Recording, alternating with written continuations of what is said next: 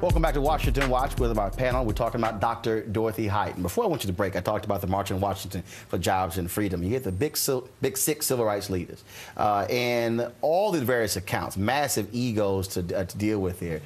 Here's what she had to say, how she had to keep all of these folks together who were frankly tearing at each other as relates to what to do on August 28, 1963. We'd become a group of people where unity was more important than uniformity, where there was a respect for the differences among us. Of course, there were all those little petty things that would arise, but I think I could have a little part in helping to bridge those gaps, and because in reality, I was the only volunteer in the group. You see, in that group, it's very interesting. I'm a social worker. You had Whitney Young, who was a social worker. Here was Roy Wilkins, where the NAACP was more directed towards the laws. You had Dr. King, with his solid background in nonviolence and his religious and Christian background. You had James Farmer, who'd been working with the Freedom Riders and so on. And in a sense, I was the one who said that though the Student Nonviolent Committee was doing things that people didn't quite like at that point, not that their objectives were right, but their tactics. But I said, we have to bring them to the table, and they came to the table. How vital was it, and how important is it to make sure that her part of history is not forgotten? Because whenever you talk about civil rights leaders, you'll sit there and you'll hear this long line of men mentioned.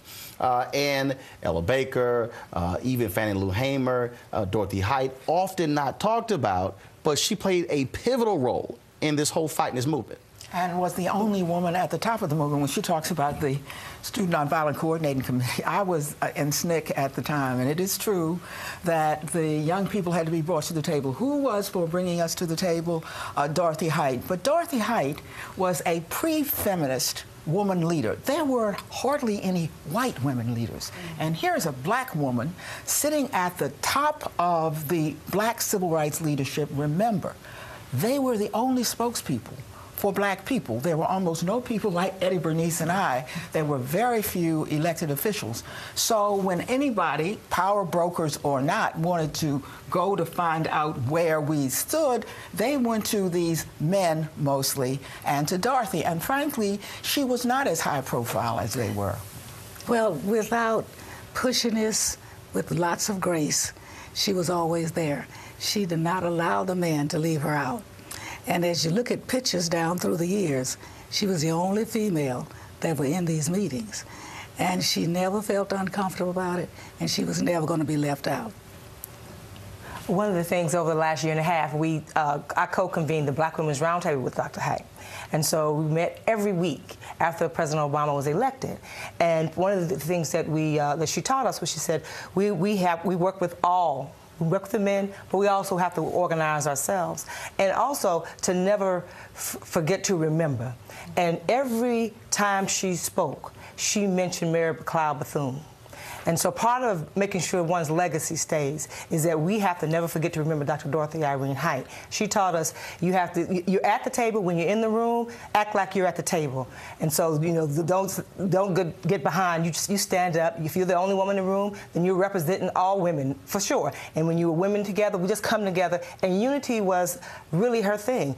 Make sure that we are unified. We're all not monolithic, but we're going to, she always do that fist, and how important it was about that fist, and together we can get much, much more done. And so we're going to make sure that we continue her legacy by always remembering Dr. Dorothy Height. She actually spoke about what she wanted her legacy to be in her interview with Armstrong Williams.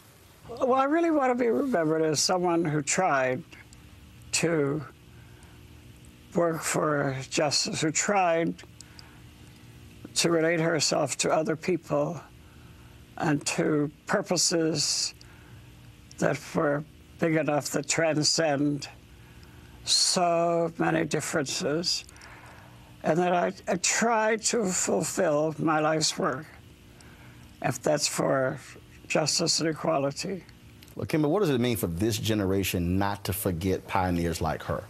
It's because of her struggle, her sacrifice, it's women like myself, Melanie Campbell, Dr. Scott, we're able to do what we do, serve as for our constituents, for our friends, for our members. It's more than important. It's what we should do to pass the torch down to our generation, next generation. Real quick, final comment. Very important to remember her association with the women's movements as well as the civil rights movement. And when black people were confused as to whether or not we could be in more than one movement at a time, Dorothy led by example.